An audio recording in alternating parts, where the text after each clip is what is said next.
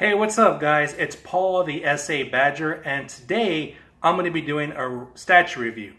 Now, today's statue review is on a statue that is very close to me. Why, you ask?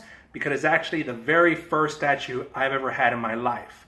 Now, take this review, take the statue itself with open mind, guys. This statue is actually over 20 years old, so of course it's not the same quality as today's statues, which are amazing, okay? But I'm really excited to show you all this because it's my very first statue, again, over 20 years old, and I'll discuss some more things about it. But stay tuned because I'm going to be reviewing Wolverine. Stay tuned. Alright guys, thanks for watching this video. Here's my Wolverine. Again, like I said, this is the very first statue I've ever had in my life. A little bit of background about this specific statue is how I got it. First of all, my friend James, back in high school, so probably between 96, 99, took a trip down to Mexico with his family, brought back a lot of different statues of different comic characters. At this point, I can't even remember. Again, this was such a long time ago. But specifically, I remember the Wolverine because he brought this one and the yellow and brown Wolverine. Awesome. And I was fortunate enough that James allowed me to buy this one from him. He stated that he just liked the yellow and brown one more, didn't really care for this one, but he picked it up anyway, so he just let me buy it from him. So I guess start off a little bit about it. Obviously it's fan arts, you know what that means. And it's really amateur fan art, but I'm not one to complain because I wouldn't even know how to begin sculpting something like this. So for being amateur, I'm really impressed by it. Something to first start off is obviously the base. Let's first start off with the base. So with the base, most notable that I just want to mention and throw out there, it's not a Sentinel base. And we all know that those Sentinel bases have been done to hell. Kind of tired of them already. This one's, best way I can describe it, kind of like, looks like a metal, very shiny, granite, rock, shiny, nickel, or something like that. Best thing that I could probably come up with is maybe it was a piece off of Asteroid M. You know, the X-Men decided to go take on Magneto, and this is about preparing for battle when they go on Asteroid M. So that's what the base looks like, really cool. And I really like how it allows the pose, first of all, with Wolverine, you know, climbing the mountain, getting ready for battle, to do battle. Very much like his character. And going back, what got me into the character of Wolverine was the 90s cartoon. If you're a comic fan, I'm pretty sure you watched that comic cartoon. And that was actually my favorite Wolverine at that time. I don't really care for Wolverine now, just for the fact that the healing factor was the biggest thing for me. Back in the 90s, his healing factor was accelerated. You know, an injury that would take a normal man a week, it would take him a day. Now he's instant healing, which completely throws the all factor out for Wolverine, for me at least. You know, I even read somewhere that he somehow survived an atomic blast, that all that was left was his skeleton, and he was still able to regenerate from that. I'm just like, you know, it's a bit of too much, just from my opinion though, because it really takes away from that suspense if he's gonna make it. Yes, he heals fast, but he doesn't heal instantly. I mean, he can't just walk into battle and not even have a care in the world. No, he has to fight. He has to be better. He has to be the aggressor and come out winning. So that's why I liked Wolverine back in the 90s, because, yeah, he was a badass, but he still wasn't invincible. I mean, he was plenty of times where he got beat up pretty bad. I mean, who can never forget the comic where Magneto ripped out his adamantium?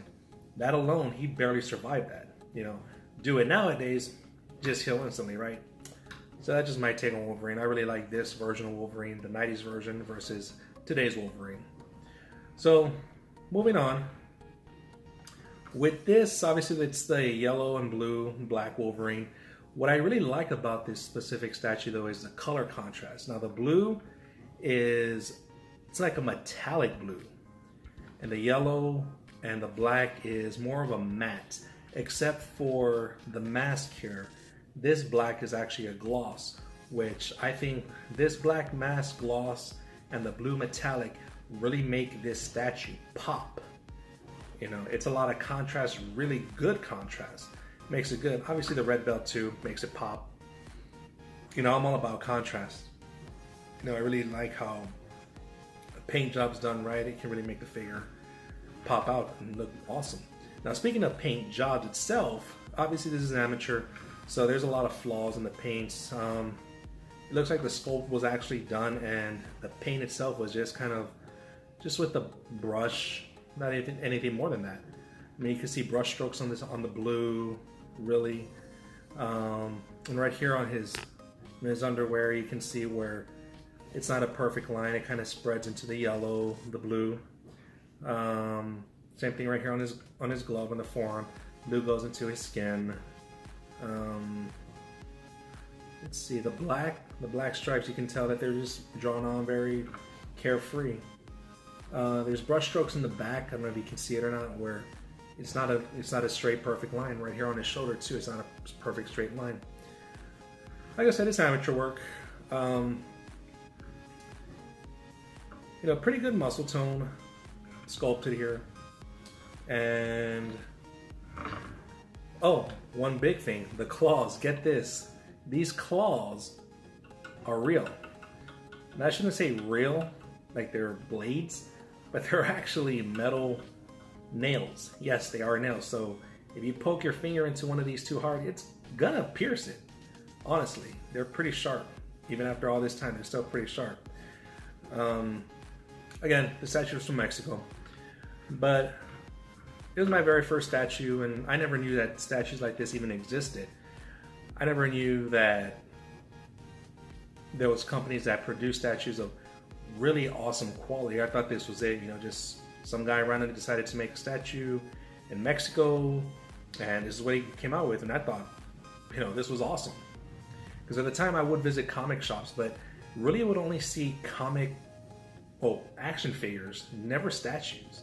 So my mentality was this, you know, it wasn't until years later that I recently discovered that, oh wow, there's this trend in statues. But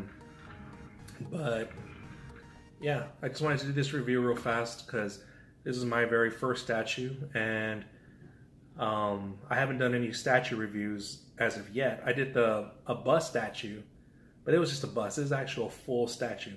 So I decided, hey, how about my first statue review? I do my very first statue. Now, future statues, it won't be necessarily in that order, chronological order of how I got them. Just do them. We'll do them on random. Okay. Anyway, guys, that's my take on my first statue, my Wolverine. I still haven't gotten a new Wolverine statue. Reason being, I love this version. Again, the 90s X-Men, the blue, yellow, and black. Love this pose. Love that it's not a Sentinel base. And I'm still looking for a Wolverine that can fulfill that. The Sideshow one, I love it. I would actually consider getting it. The only problem is it's more blue and yellow, not blue, yellow, and black. Had it been more of this design, I would have jumped on it, because honestly, that statue is awesome. But if it was more of this statue, I mean, this form of Wolverine, I would definitely jump on that. Anyway, guys, thanks for watching the video. Please subscribe, comment, like it if you liked it. Please leave a comment. I'm always up to open criticism, feedback. Let me know, guys. I'm trying to do a good job to present these statues to you, building connections with the community. Love it. Anyway, thanks for watching, guys. Have a good day.